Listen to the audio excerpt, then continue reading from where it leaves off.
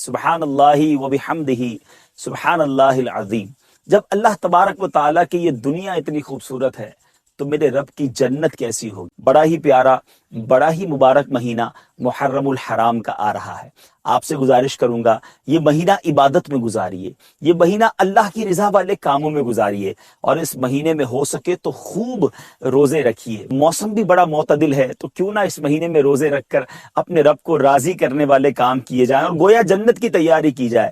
حدیث پاک کا مضمون ہے جس نے محرم میں 3 دن یعنی جمعرات، جمعہ اور ہفتے کا روزہ رکھا اسے 2 سال کی عبادت کا ثواب دیا جائے گا۔ اے مدنی چینل کے ناظرین، اس مہینے کو عبادت میں گزاریے، اللہ کی جنت میں جانے کی تیاری میں گزاریے، گناہوں سے توبہ کر کے عبادتوں کا شوق بیدار کر کے گزاریے، 5 وقت کی نماز پڑھنے کے ساتھ گزاریے۔ اللہ مجھے بھی اور آپ کو بھی جنت میں جانے کی تیاری کر۔ درود پاک پڑھنے کے بے شمار فضائل و برکات ہیں۔ میرے آقا مدینے والے مصطفیٰ صلی اللہ تعالی علیہ وسلم کا فرمان ہے، جب جمعرات کا دن آتا ہے، جب جمعرات کا دن آتا ہے تو اللہ تعالیٰ فرشتوں کو بھیجتا ہے جن کے پاس چاندی کے کاغذ ہوتے ہیں، سونے کے قلم ہوتے ہیں۔ اسپیشل پریپریشن ہوتی ہے فرشتوں کی آن دا ڈے آف تھرسڈے۔ کیا کرتے ہیں؟ چاندی کے کاغذ اور گولڈ کے، سونے کے قلم ہوتے ہیں۔ وہ لکھتے ہیں، اس دن لکھتے ہیں کہ کون یوم جمعرات اور شب جمعہ مجھ پر کثرت سے درود پاک پڑھتا ہے۔ یعنی آج اسپیشل ارینجمنٹ ہے خاص درود پاک پڑھنے والوں کے لیے، تو ہمیں جمعرات، پھر جمعرات کی رات، جمعے کا دن کثرت سے درود پاک پڑھنا چاہیے۔ مل کر محبت کے ساتھ درود پاک پڑھ لیں۔ صلو علی الحبیب صلی اللہ تعالی علی محمد صلی اللہ علیہ وآلہ وسلم۔ عاشورہ کا دن یہ کتنا ہسٹوریکل ڈے ہے، کیسے کیسے عظیم واقعات عاشورے کے دن ہوئے، اور پھر وہ واقعہ ہوا جو آج بھی مسلمانوں کو تڑپا دیتا ہے۔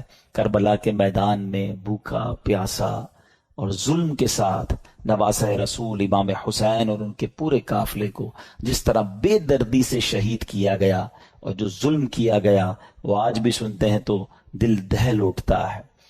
تو آج ہم کچھ امام حسین رضی اللہ تعالیٰ عنہ کی فضائل پر، اور اس کے بعد ان یزیدیوں کا کیا بنا۔ کربلا کے بعد تو وہ ایک طرح سے ون کر گئے تھے نا، اگر ہم فگرز کی بات کریں تو وہ اسٹریٹجیکلی تو ون کر گئے تھے، مگر پھر ہوا کیا؟ ان کو کیا وہ راس آئی وہ حکومت، اور کیا انہوں نے مزے کیے؟ کیونکہ وہ تو چاہتے تھے کہ امام حسین بھی یزید کی بیعت کر لیں، مگر اس کے بعد کنٹرول کیسا ملا اور ان کا نتیجہ کیا نکلا؟ بہت سارے درس ہیں ہمارے پاس آج کے بیان میں، اور یقیناً یہ دل کو افسردہ کرنے والی باتیں بھی ہیں۔ مگر اس سے پہلے میں کہ آپ کو پیر مہر علی شاہ صاحب، سبحان اللہ، جیسے سیدی اعلیٰ حضرت ہے نا، آئے ہائے، پیر مہر علی شاہ صاحب بھی کمال کی شخصیت ہے۔ اللہ نے کمال کا عشق رسول عطا فرمایا اور کمال کا علم بھی عطا فرمایا۔ مگر آپ کا ایک واقعہ سنیے گا آپ۔ ایک بار ایک پادری آپ کے پاس آیا، عیسائیوں کا پادری تھا، اور وہ کہتا ہے کہ قرآن پاک میں آپ کا دعویٰ یہ ہے کہ تمام چیزوں کا ذکر ہے، ہر بات کی اس کے اندر جو ہے وہ ڈیٹیل موجود ہے، تو امام حسین تو آپ کے نبی کے نواسے ہیں، اور اسلام کی خاطر اتنی بڑی قربانی دی، کربلا کے میدان میں سب کچھ لٹا دیا، لیکن ان کا ذکر تو قرآن مجید میں موجود نہیں ہے۔ پیر مہر علی شاہ صاحب سے وہ کہتے ہیں، پیر مہر علی شاہ صاحب نے اس انگریز کا، اس پادری کا یہ اطمینان کے ساتھ اعتراض سنا، اور آپ نے کہا کہ کیا آپ نے قرآن پورا پڑھا ہے؟ وہ پادری کہتا ہے ہاں میں نے پورا قرآن پڑھا ہے، اور قرآن میں اپنی جیب میں رکھ کے گھومتا ہوں، جو بکلیٹ تھی قرآن کی وہ ساتھ ہی رکھتا تھا۔ تو آپ نے فرمایا اچھا ایسا کرو کہ قرآن پڑھو میرے سامنے، تم کہتے ہو ذکر نہیں ہے، میں تمہیں بتاتا ہوں کہاں ذکر ہے، قرآن پڑھو۔ کا کہاں سے پڑھوں گا؟ کہیں سے بھی پڑھو، قرآن جدھر سے بھی پڑھنا ہے پڑھو۔ وہ پادری حیران ہو گیا۔ اب قرآن اسٹارٹ کرنے سے پہلے اس نے پڑھی بسم اللہ الرحمن الرحیم۔ پھر مہر علی شاہ صاحب نے کہا بس رک جاؤ، بسم اللہ الرحمن الرحیم پڑھی ہے نا، تو اب غور سے سنو۔ اور آپ نے فرمایا کہ بسم اللہ شریف کے علم العادات کے لحاظ سے 786 اعداد ہیں، آپ بھی جانتے ہوں گے 786 یہ جو ہے نا اعداد بنتے، یہ ایک پورا علم ہے علم العادات کا۔ تو آپ نے فرمایا کہ نوٹ کرو بسم اللہ الرحمن الرحیم میں 786 عدد ہیں، اور امام حسین جو لفظ امام حسین ہے اس کے عدد ہیں 210. لکھو اپنے پاس. امام حسین کا سن پیدائش ہے 4 ہجری، لکھو آگے 4. آپ کا سن شہادت 61 ہجری ہے، لکھو آگے 61. لفظ کرب و بلا کے جو عدد بنتے ہیں وہ بنتے ہیں 261، لکھو 261. امام حسن کے عدد بنتے ہیں 200. امام حسن کا شہادت جو سن ہے وہ ہے 50 ہجری. اب ان سب کو ٹوٹل کرو، جب اس نے ٹوٹل کیا تو اس کا رزلٹ بھی 786 آتا ہے. ہمارے علماء کا علم دیکھو. اب اس پادری کے سامنے آپ فرماتے ہیں ابھی تو ایک ہی آیت پڑی ہے، اس میں امام حسین کا نام بھی موجود ہے، ان کی پیدائش کا سن کا ذکر بھی موجود ہے، امام حسین کی سال شہادت کا ذکر بھی موجود ہے، امام حسین کے بھائی جان امام حسن کا نام بھی موجود ہے. اس آیت سے پتہ چل گیا کہ یہ دونوں بھائی بھی ہیں. آگے چلو گے تو قرآن میں اور بھی اس طرح کے واقعات مل جائیں گے. اللہ اکبر. جب پادری نے بسم اللہ الرحمن الرحیم کی تفسیر کا یہ انداز پیر مہر علی شاہ صاحب سے سنا تو اس کا دل نور ایمان سے جگمگایا، وہ کلمہ پڑھ کر مسلمان ہو گیا. یہاں پر علم قرآن اور علماء کرام کو اللہ پاک نے کیسا مقام دیا ہوا تھا یہ بھی ہمیں سیکھنے کو ملتا ہے. اور سبحان اللہ، پھر نگاہ ولی میں وہ تاثیر دیکھی، بدلتی ہزاروں کی تقدیر دیکھی. اچھا پھر آگے یہاں پر یہ بھی یاد رہے یہ تو ایک علم العادات کے ذریعے جواب تھا، ورنہ بسم اللہ شریف کے اندر کیا کچھ موجود ہے.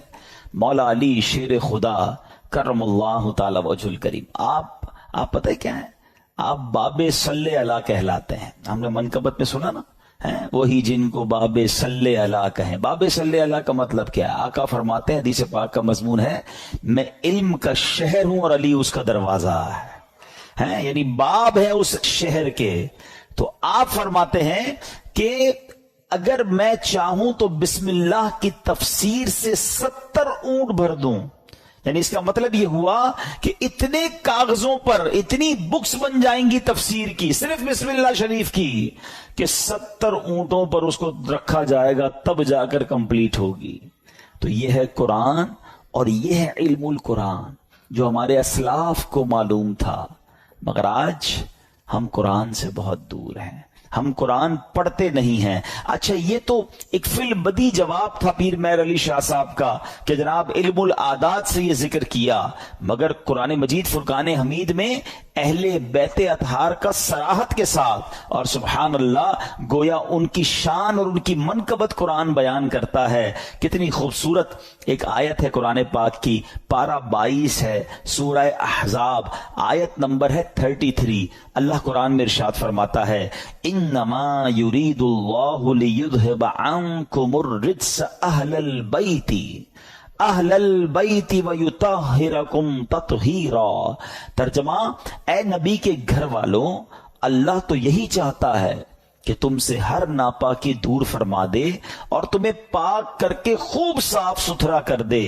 طبرانی اور مسلم شریف میں حدیث پاک میں ہے کہ پیارے آقا علیہ الصلوۃ والسلام نے حضرت علی، حضرت فاطمہ اور حسنین کریمین رضی اللہ تعالیٰ عنہم کو چادر مبارک میں لے کر یہ آیت تلاوت فرمائی. اور ایک روایت میں ہے کہ آپ علیہ الصلوۃ والسلام نے دعا کی، مولا یہ میرے اہل بیت ہیں، انہیں خوب ستھرا فرما دے. آیت نمبر 23 میں اللہ ارشاد فرماتا ہے قُلْ لَا أَسْأَلُكُمْ عَلَيْهِ أَجْرًا إِلَّا الْمَوَدَّةَ فِي الْقُرْبَى. اللہ قرآن میں فرماتا ہے تم فرماؤ میں اس پر تم سے کوئی معاوضہ طلب نہیں کرتا مگر قرابت کی محبت. نبی پاک نے کیا فرمایا؟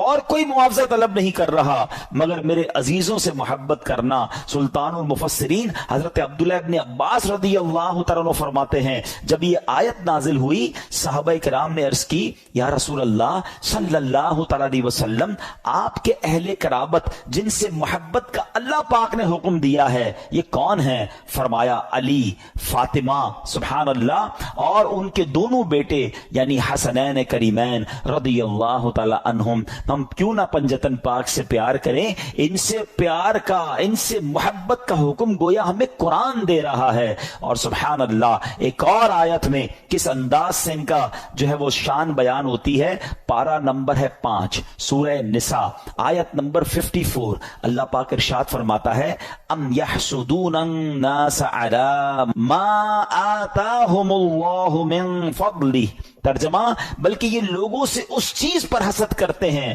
جو اللہ نے انہیں اپنے فضل سے عطا فرمائی ہے۔ حضرت امام باقر رضی اللہ تعالیٰ عنہ فرماتے ہیں اس آیت کریمہ میں بیان کیے گئے وہ لوگ جنہیں اللہ پاک نے اپنا فضل عطا کیا اور جن سے کافر و منافق حسد کرتے ہیں، خدا کی قسم یہ ہم اہل بیت ہیں۔ خود امام باقر نے گویا اس کی تفسیر کی کہ جن کے بارے میں یہ ذکر ہو رہا ہے یہ ہم اہل بیت ہیں۔ سبحان اللہ، یہ مقام ہے اہل بیت کا۔ ایک جگہ نبی پاک علیہ الصلوۃ والسلام کیا خوب فرماتے ہیں، حدیث کا مضمون ہے کہ میری اہل بیت میری امت کے لیے کشتی نوح کی مانند ہے، جو اس میں سوار ہو جائے گا وہ پار لگ جائے گا۔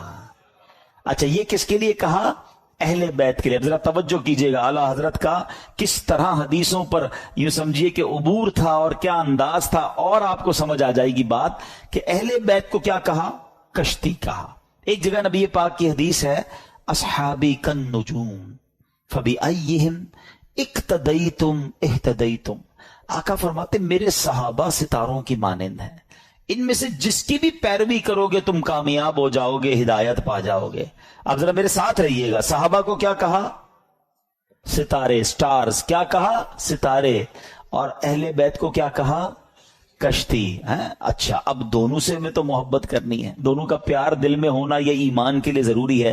انفارچونیٹلی آج ایسا دور آ گیا ہے کہ کچھ لوگ صرف صحابہ کی بات کرتے ہیں، اہل بیت کی بات نہیں کرتے، کچھ صرف اہل بیت کی بات کرتے ہیں، صحابہ کی بات نہیں کرتے۔ ہمیں اللہ نے کیسا پیارا عقیدہ دیا، کتنا خوبصورت ایمان دیا کہ صحابہ سے بھی ہمیں پیار ہے، اہل بیت سے بھی ہمیں پیار ہے۔ کہ نبی پاک نے اپنی چادر میں بی بی فاطمہ اور حسنین کریمین کو لیا، ایک جگہ مولا علی کے بارے میں فرمایا گیا، لیکن یعنی اہل بیت میں شامل کس کس کو کیا گیا؟ علماء فرماتے ہیں، اور بھی قرآن پاک کی چونکہ آیات ہیں، تو اہل کا معنی ہے والا اور بیت کا معنی ہے گھر، یعنی اہل بیت کا مطلب ہوا گھر والا۔ تو اہل بیت کے جو نبی پاک کے گھر والے وہ کون ہیں؟ تو سب سے پہلے پیارے آقا کی ازواج مطہرات، ٹھیک ہے، جنہیں قرآن کریم نے کیا کہا؟ امہات المومنین، مومنین کی ماں کہا، تو یہ پیارے آقا کے اہل بیت میں ہیں۔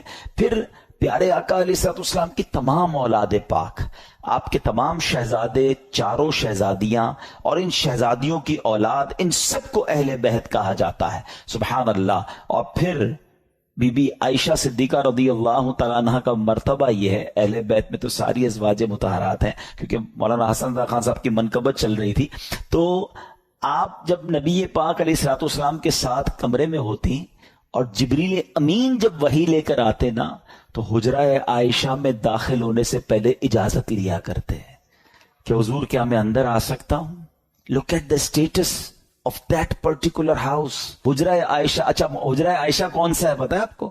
آج جو ہم سنہری جالیوں پہ حاضری دیتے ہیں نا، جو نبی پاک آج جہاں جلوہ فرما ہے، یہ وہی گھر تھا، یہ وہی کمرہ تھا، یہ وہی حجرہ عائشہ تھا جو آج روضہ رسول بنا ہوا ہے۔ آنا کے دین کے پرچم کو اپنا سر کٹا کر بلند کر دیا۔ امام حسین ایسی باکرامت شخصیت ہیں کہ آپ کی جو ولادت ہے نا، آپ کی جو برتھ ہے، وہ برتھ بھی کرامت ہے۔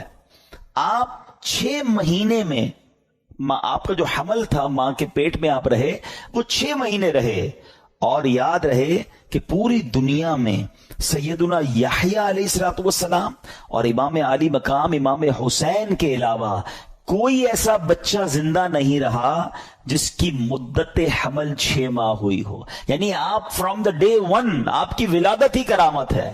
اور سبحان اللہ، آپ کے رخسار مبارک کا حال یہ تھا، آپ کے چہرے پر نور ایسا تھا کہ آپ کے دونوں رخسار سے ایسا نور نکلتا تھا کہ کمرے اور دیواریں روشن ہو جایا کرتے تھے۔ اور کیوں نہ ہو، کس کے نواسے ہیں، کن کے پھول ہیں، آقا کی نہیں۔ اور علماء کہتے ہیں یہ جو کرامتیں تھی نا، بیسیکلی یہ اتمام حجت کے لیے تھی، مزید ان کو سمجھانے کے لیے تھی کہ دیکھو میں کون ہوں، میرے ساتھ کیسے معاملات ہو رہے ہیں، مجھ پر ظلم نہ کرو۔ مگر ان ظالموں کی آنکھوں پر لالچ کا ایسا پردہ تھا۔ امام حسین فرسٹ آف آل آپ نے مدینے سے کوچ کیا اور اب مکے آیا۔ اب اسی راستے میں سیدنا ابن مطیع رحمت اللہ تعالی سے ملاقات ہوئی۔ انہوں نے عرض کی کہ حضور میرے کنویں کا پانی بہت کم ہے، برائے کرم آپ دعائے برکت سے نواز دیجئے۔ آپ رضی اللہ تعالیٰ عنہ نے اس کنویں کا پانی طلب کیا، اور جب پانی کا ڈول حاضر کیا گیا تو آپ نے اس میں سے پانی کچھ پیا بھی، نوش بھی فرمایا اور کلی بھی کر دی، اور ڈول کو واپس کنویں میں ڈال دیا گیا۔ جب وہ پانی جو ہے وہ کنویں میں گیا، کنویں کا پانی بھی بڑھ گیا اور میٹھا اور لذیذ بھی ہو گیا۔ سبحان اللہ۔ تو یہ امام حسین کی کرامتوں کا سلسلہ رہا۔ اس کے بعد جب آپ بالکل ایگزیکٹلی 10 محرم الحرام کا دن آ گیا، یاد رہے کہ وہ دن جمعہ کا دن تھا، 10 محرم الحرام جب یہ واقعہ ہوا، کربلا کے میدان میں آپ خطبہ ارشاد فرما رہے ہیں، ان کو سمجھا رہے ہیں کہ دیکھو میں کون ہوں، یہ ظلم مت کرو۔ تم کیا جواب دو گے جس کا کلمہ پڑھتے ہو اس نبی علیہ الصلوۃ والسلام کو؟ اس وقت آپ کے جو خیمے تھے، جہاں خاندان کے افراد تھے، وہاں خندق میں ایک آگ بھی جل رہی تھی۔ تو ایک بد زبان یزیدی نے بکواس کرتے ہوئے کہا کہ اے حسین، تم نے وہاں کی آگ سے پہلے ہی آگ لگا دی ہے۔ یعنی معاذ اللہ وہ یہ کہنا چاہ رہا تھا کہ اے حسین، مرنے کے بعد بھی تمہیں جہنم کی آگ میں جانا ہے۔ امام علی مقام نے جب یہ سنا تو آپ نے کہا کہ اے دشمن خدا، تو جھوٹا ہے، کیا تو یہ گمان کرتا ہے کہ میں دوزخ کی آگ میں جاؤں گا؟ امام علی مقام کے قافلے کے جانثار نے کہا کہ آپ مجھے اجازت دیں تو میں ابھی اس کا سر قلم کر دوں۔ آپ نے اجازت نہیں دی۔ آپ نے فرمایا حملے کا آغاز ہماری طرف سے نہیں کرنا، ہو سکتا ہے یہ پرووک کر رہے ہوں، یہ اس لیے ہمیں کہہ رہے ہیں کہ ہماری طرف سے پہل ہو جائے، اور یہ کہیں ہم نے تو حملہ نہیں کیا تھا، امام حسین والوں نے پہلے حملہ کیا۔ حالانکہ اس قدر بڑی گستاخی کی تھی، آپ نے اپنے ساتھی کو روک دیا، مگر آپ نے اللہ کی بارگاہ میں دعا کی۔ دل بڑا دکھا ہوا تھا کہ ایسی بات اس نے کر دی۔ آپ نے کہا اے رب قہار، اس کو عذاب نار سے قبل بھی اس دنیا میں بھی آگ کا عذاب عطا فرما۔ آپ کی دعا قبول ہوئی۔ وہ بندہ جو گھوڑے پہ بیٹھا تھا، اس کی گھوڑے کو جھٹکا لگا، گھوڑا خود ہی دوڑتا ہوا گیا، اور وہ گھوڑے سے جب جہاں گرا تو وہاں آگ لگی ہوئی تھی۔ اسی خندق میں یہ بندہ جا کر گرا اور وہ بد نصیب آگ میں جل کر بھسم ہو گیا۔ امام علی مقام نے سجدہ شکر ادا کیا اور اللہ تعالیٰ کی بارگاہ میں عرض کی کہ یا اللہ تیرا شکر ہے کہ تو نے آل رسول کے گستاخ کو سزا دی۔ اب یہاں بھی ان کے سامنے یہ واقعہ ہو رہا ہے، سارے لوگ دشمن سامنے کھڑے ہیں، اور یہ آپ کی دعا قبول ہو رہی ہے، آپ کے گستاخ کو سزا مل رہی ہے، مگر وہ سمجھنے کے لیے تیار نہیں ہے، وہ انڈرسٹینڈ کرنے کے لیے تیار نہیں ہے۔ آپ یقین کریں، جو کربلا کے میدان میں امام حسین نے خطبہ دیا ہے نا ان یزیدیوں کے سامنے، لاسٹ خطبہ، حالانکہ اپنے سارے شہید ہو چکے تھے، مگر پھر بھی، حالانکہ اس وقت تو عام آدمی تو یہ سوچے کہ اب انہوں نے سب میرے بندے مار دیے، اب میں نے ان کو نہیں چھوڑنا، اب آخری وقت بھی سلو کی بات کرتے رہے، انہیں سمجھانے کی بات کرتے رہے، انہیں یہ بتاتے رہے کہ میں کون ہوں، یاد کرو میرے آقا مجھے کیا کہا کرتے تھے، تم قیامت کے دن اس ظلم کا جواب کیسے دو گے۔ یعنی یہ بھی امت رسول سے پیار ہے کہ یہ اس عذاب میں نہ گرفتار ہو جائے۔ اتمام حجت کی گئی مگر وہ یزیدی نہ مانے۔ اب ایک بات ذہن میں آتی ہے، اب یہ بڑا اہم کوسچن ہے کہ یزیدی جو بھی تھے تو کلمہ پڑھنے والے، اللہ کو مانتے تھے، اللہ کے نبی کو مانتے تھے، معلوم بھی تھا یہ اللہ کے نبی کے نواسے ہیں، وہ ریزن کیا تھا جو اتنے بڑے ظلم پر یہ ریڈی ہو گئے؟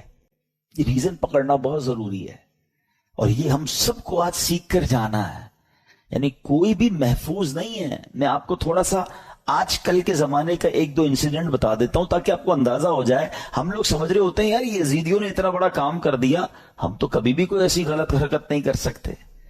کوئی اپنے آپ کو محفوظ نہ سمجھے۔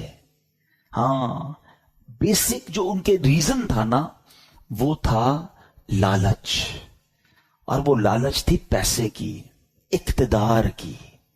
جب یہ لالچ طاری ہوتی ہے نا انسان پہ، پہلے تھوڑا سا سمجھیے گا. آپ کو لگتا ہے یار مجھ پہ کچھ بھی ہو جائے میں ایسا ظلم تھوڑی کر سکتا ہوں، کتنا بھی پیسہ مجھے کوئی دے دے میں جان دے دوں گا، کبھی کسی کو قتل نہیں کروں گا. نواسہ رسول تو بہت دور کی بات ہے.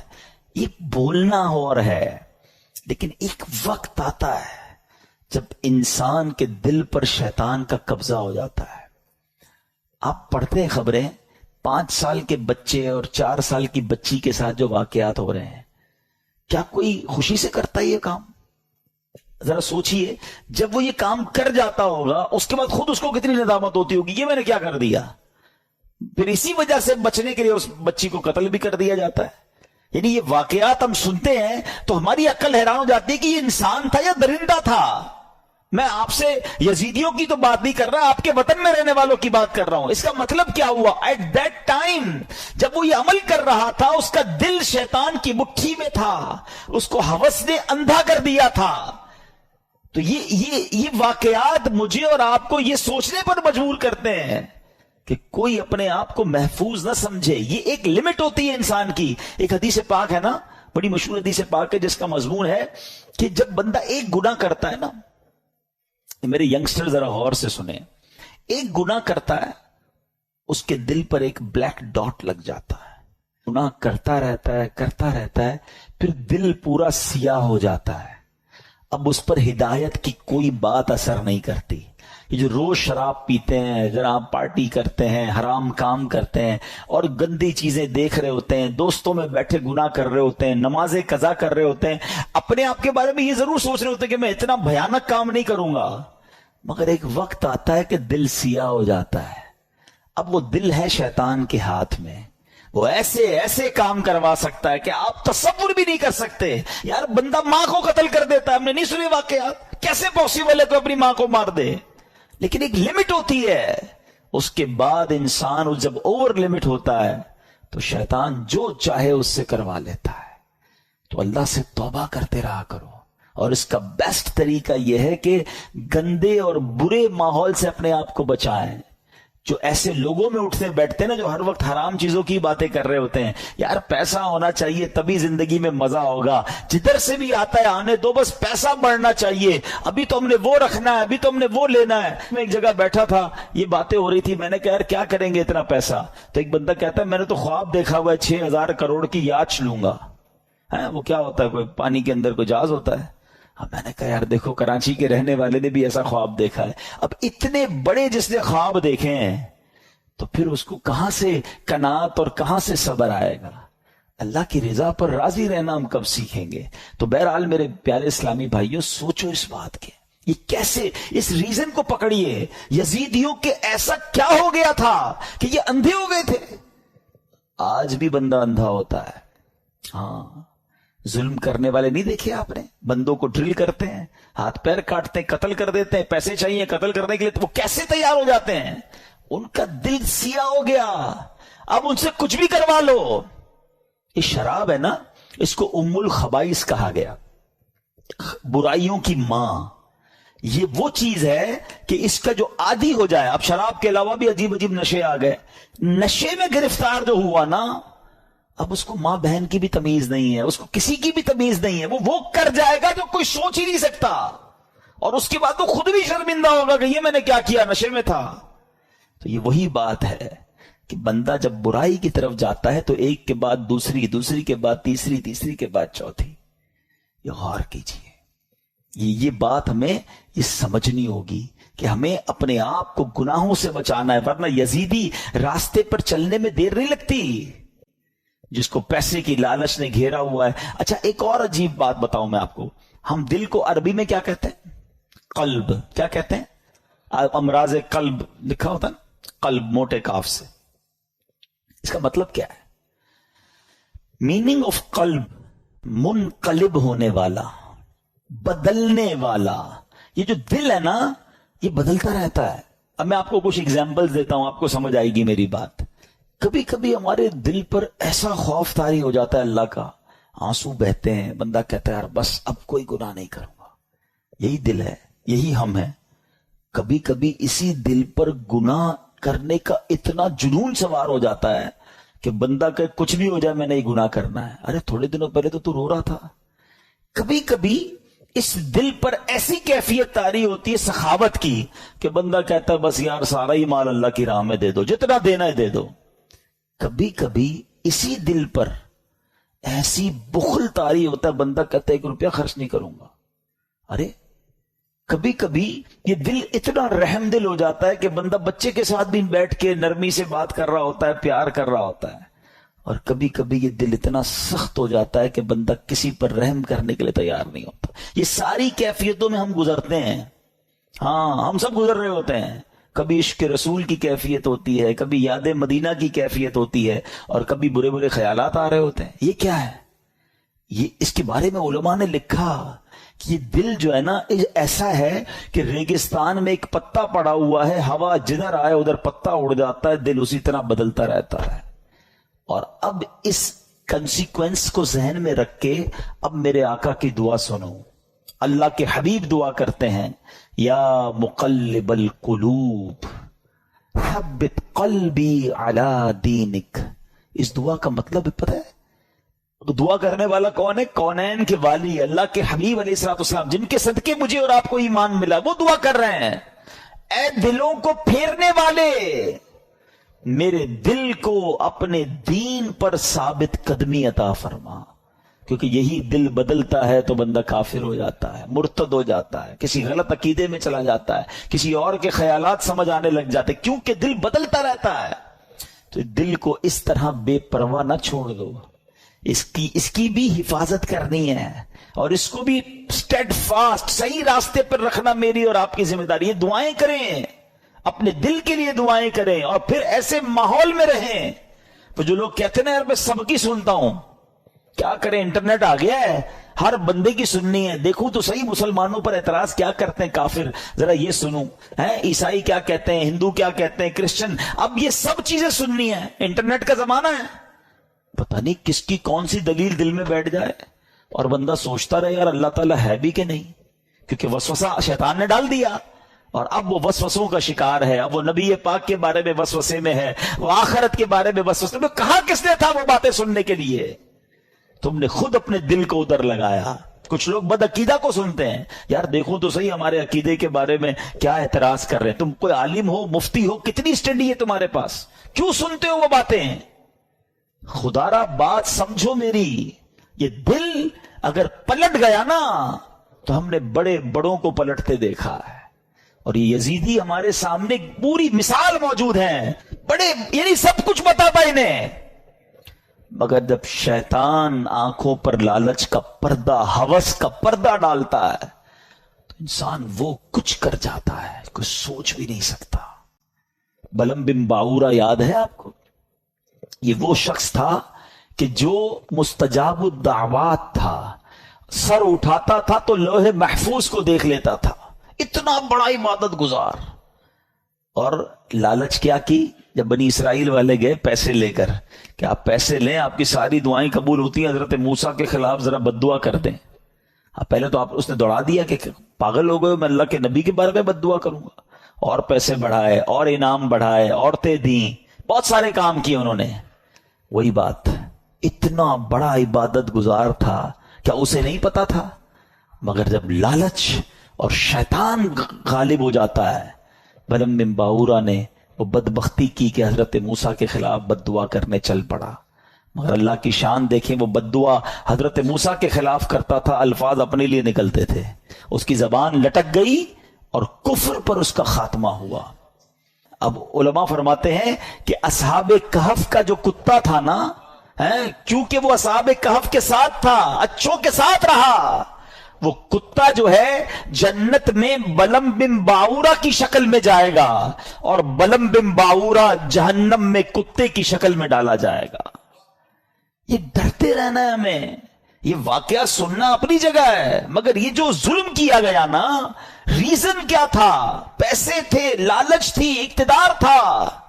اس سے سمجھ ہی آئی بات کہ لالچ، ہوس، اور جب بندہ شیطان کا پیروکار بن جاتا ہے پھر اس سے کچھ بھی متوقع ہے۔ آپ کبھی یہ نہ سوچے کہ میں یہ گناہ نہیں کر سکتا، یہ سمجھ لیں اپنے لیے زوال کا آپ نے شروع کر دیا۔ جو اپنے آپ کو محفوظ سمجھتا ہے نا کہ یار بس میں نہیں، میں بڑا پکا ہوں، کوئی پکا نہیں ہے بھائی، جب اللہ کے نبی دعا کر رہے ہیں تو میں اور آپ کون ہیں؟ ہمارے صحابہ لرزتے تھے، روتے تھے، اللہ سے دعا کرتے تھے ایمان کی حفاظت کے لیے۔ پیران پیر سیدی غوث اعظم رضی اللہ تعالیٰ عنہ کہتے ہیں، لوگ کہتے ہیں آج عید کا دن ہے، عید کا دن ہے۔ عبد القادر کے لیے عید کا دن وہ ہوگا جب وہ اپنا ایمان سلامت لے کر قبر میں جائے گا۔ غوث پاک ہیں، ولیوں کے سردار، کہتے ہیں ایمان بچا کر قبر میں جانا یہ بہت مشکل ہے، آج کے دور میں تو اور مشکل ہے۔ سیدی اعلیٰ حضرت نے 100 سال پہلے ایک بات کر دی تھی کہ سونا جنگل، رات اندھیری، چھائی بدلی کالی ہے، سونے والو جاگتے رہیو، چوروں کی رکھوالی ہے۔ ادھر چور گھوم رہے ایمان کے، کہتے ہیں آنکھ سے کاجل صاف چرا لیں یا وہ چور بلا کے ہیں، تیری گٹھڑی تاکی ہے اور تو نے نیند نکالی ہے۔ تم سو رہے ہو، مزے کر رہے ہو، فکر ہی نہیں ایمان کی۔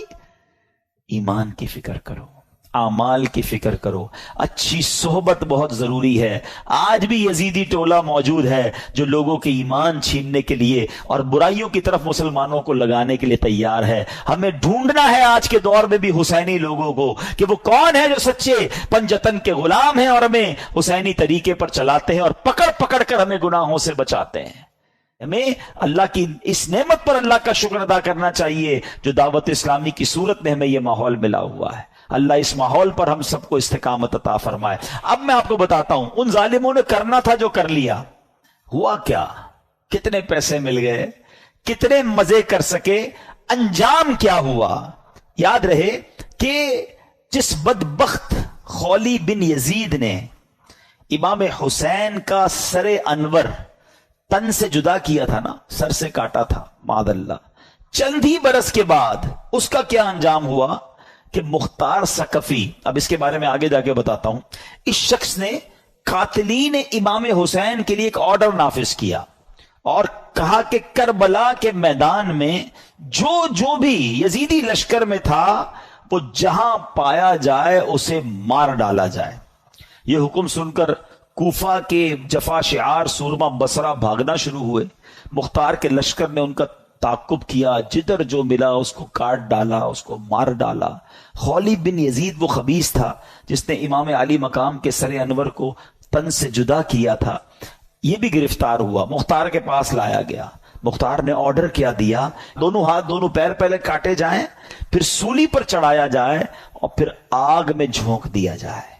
اس طرح لشکر ابن سعد کے تمام شریروں کو بڑے جس کو کہیں کہ صحیح طریقے سے ہلاک کیا گیا۔ 6000 کوفی جو امام علی مقام کے قتل میں شریک تھے ان کو طرح طرح کے عذابوں کے ذریعے ہلاک کیا گیا۔ کیا منقبت کا ایک اشعار ذرا سنیں، دل دہلا دیتے کہ ان کا ہوا کیا حشر۔ آپ فرماتے ہیں اے تشنگان خون جوانان اہل بیت، دیکھا کہ تم کو ظلم کی کیسی سزا ملی، رسوائے خلق ہو گئے برباد ہو گئے، مردود و تم کو ذلت ہر دو سرا ملی، دنیا پرستو دین سے منہ موڑ کر تمہیں دنیا ملی نہ عیش و طرب کی ہوا ملی، تم نے اجاڑا حضرت زہرا کا بوستان، تم نے اجاڑا حضرت زہرا کا بوستان، تم خود اجڑ گئے تمہیں یہ بد دعا ملی، آخر دکھایا رنگ شہیدوں کے خون نے، سر کٹ گئے امانہ تمہیں ایک ذرا ملی۔ اور ذرا مقطع سنو، کہتے ہیں پائی ہے کیا نعیم انہوں نے ابھی سزا، ابھی سزا تو ملی نہیں ہے، پائی ہے کیا نعیم ابھی انہوں نے سزا، دیکھیں گے وہ جہیم میں جس دن سزا ملی، ابھی تو انہیں آخرت کا عذاب ملنا باقی ہے۔ اچھا، اب خولی بن یزید کا یہ حال ہوا۔ ایک حدیث پاک سن لیں، ہم لالچ پر بات کر رہے تھے نا، لالچ کتنی بری چیز ہے۔ اللہ کے حبیب علیہ الصلوۃ والسلام فرماتے ہیں، ترمذی کی حدیث، 2 بھوکے بھیڑیے بکریوں میں چھوڑ دیے جائیں وہ اتنا نقصان نہیں پہنچاتے جتنا کہ مال مرتبے کا لالچ انسان کے دین کو نقصان پہنچاتا ہے۔ بھیڑیے جا کر بکریوں کو تو چیڑ پھاڑ کر دیں گے نا، فرمایا اس سے زیادہ دین کو نقصان انسان کو جب لالچ مال کی یا مرتبے کی ہوتی ہے نا، اس کے دین کا بیڑا غرق کر دیتی ہے۔ یہ سوچنے کی بات ہے. اچھا اب یزید کا کیا ہوا؟ اچھا یزید نے اتنا بڑا ظلم کیا، اتنا بڑا اسٹیج سجایا، کسی طرح اقتدار مل جائے. اقتدار ملا کتنا؟ یزید جو ہے اقتدار میں 3 برس 6 ماہ رہ سکا، بس 3.5 سال اسے اقتدار ملا، اور پھر 39 سال کی عمر میں مر گیا. 39 ایئرز کی ایج میں. کیا عمر ہوتی ہے یہ؟ لیکن بڑی بری عادتیں تھیں، شراب کا عادی تھا، بدکاری کا عادی تھا. ایک رومی لڑکی سے اس کو عشق ہو گیا. اس لڑکی نے اس کو جنگل میں بلایا، بیابان میں بلایا، اور جب خوب شراب کے نشے میں دھت ہو گیا تو اس کو خنجر کے وار کر کے یہ کہہ کر ہلاک کیا کہ تو بدبخت اپنے نبی کے نواسے سے وفاداری نہ کر سکا، مجھ سے کیا وفاداری کرے گا. اس کو مار کر وہ لڑکی چلی گئی. کئی دنوں تک کسی کو پتہ ہی نہ چلا. چیل کوے اس کی لاش کو نوچتے رہے. اس کے ساتھی ڈھونڈنے نکلے کہ یزید گیا کدھر. بیابان میں اس کی سڑی ہوئی لاش ملی، کھڈا کھود کر اس کو دفنا دیا گیا. یہ انجام ہوا ان ظالموں کا. ایک یزید کے بعد سب سے بڑا جو یوں سمجھیے کہ کوفہ کا جو گورنر تھا نا، وہ بڑا مجرم تھا. اس کا نام تھا ابن زیاد. ابن زیاد کی بھی آپ دیکھیں اللہ پاک کی، کہتے نا اللہ اپنی قدرت کے نظارے کیسے دکھاتا ہے. 10 محرم ہی کا دن تھا، 6 برس بعد 10 محرم کے دن ابن زیاد انتہائی ذلت کے ساتھ مارا گیا. اس کا سر کٹوا کر کوفہ میں مختار ثقفی کو بھجوایا گیا. یہ وہی محل تھا جہاں امام حسین کے سر انور کو لایا گیا تھا. ٹھیک 6 سال بعد ابن زیاد کے سر کو لایا گیا. اب اس کا جب سر رکھا گیا تو ایک بڑا سا سانپ آیا اور اس کے سر کے اندر داخل ہو گیا. پورے محل کے لوگ ڈر گئے. کبھی آنکھوں میں جاتا، کبھی ناک میں جاتا. تو میرے پیارے اسلامی بھائیوں، یہ واقعات ان یزیدیوں کا انجام ہمیں بتاتا ہے کہ ظلم جو ہے نا وہ زیادہ دیر نہیں چلتا ہے. اگر دنیا میں آج بھی کوئی ظلم کر رہا ہے، کسی کا مال دبایا ہوا ہے، کسی کا حق دبایا ہوا ہے، کسی کی زمین پہ قبضہ کیا ہوا ہے، کسی کو ویسے ہی ڈرا رہا ہے، وہ یہ نہ سمجھے کہ یہ پائیدار ہے.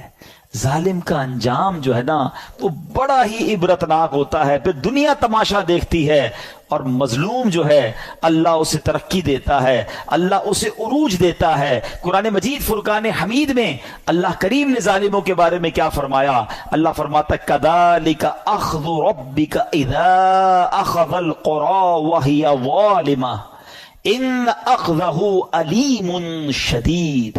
اللہ فرماتا اور ایسی پکڑ ہے تیرے رب کی جب بستیوں کو پکڑتا ہے ان کے ظلم پر، بے شک اس کی پکڑ دردناک کر رہی ہے. اللہ جب پکڑتا ہے نا تو پھر اس کی لاٹھی بے آواز ہے. پھر پتہ چلتا ہے ظالموں کو کیسے تتر بتر ہو جاتے ہیں. بڑے بڑے ظلم کرنے والے آئے، ان کا نام لینے والا کوئی نہیں ہے. تو میرے میٹھے اسلامی بھائیوں، ظالم ہونا یہ یزیدی طریقہ ہے، مظلوم ہونا یہ حسینی طریقہ ہے. کبھی ظلم ہو بھی جائے نا تو ظلم کا بدلہ ظلم سے نہیں دیا جاتا. اس نے ہمارے بندے مارے، ہم اس کے بندے مار دیں. آج کل یہی ہو رہا ہے، دشمنیاں چلتی ہیں. ہمارے یہاں نہیں تو کبھی قبائلی علاقوں میں چلے جائیں. ہمارا جب دورہ ہوتا ہے بلوچستان میں اور اندرون سندھ میں تو پتہ چلا وہ خاندانی اور قبائل کی لڑائی چل رہی ہے. انہوں نے ہمارے بندے مارے، اب ہم ان کے ماریں گے. اسی چکر میں زندگیاں گزر گئیں. ختم کریں ان چیزوں کو. ظلم کرنے والا کبھی کامیاب نہیں ہوتا. اللہ مظلوم کے ساتھ ہوتا ہے، مظلوم کی دعا سنی جاتی ہے. تو ہمیں اللہ ہمیشہ ظلم سے محفوظ فرمائے کہ انشاءاللہ ہماری وجہ سے کسی مسلمان کو تکلیف نہیں پہنچے گی. ہم تکلیف سہ لیں گے، صبر کر لیں گے، لیکن کسی کو تکلیف نہیں پہنچائیں گے، کیونکہ امام حسین کے پیچھے پیچھے جنت میں جانا ہے نا انشاءاللہ. اللہ پاک ہمیں کربلا والوں کا فیضان نصیب فرمائے اور ان کی قربانیاں اور ان کی مزارات پر کروڑوں رحمتوں کی بارش نازل فرمائے، اور ان کے صدقے ہمیں بھی دین متین کی خاطر قربانی دینے والا بنائے. قربانی دینے کے عادی بنو. چھٹی ہوگی تو اجتماع میں جائیں گے، چھٹی ہوگی تو جناب کوئی نیکی کا کام کریں گے، ورنہ تو کاروبار ہی کرنا ہے. ایسا نہیں، وقت کی قربانی دیں،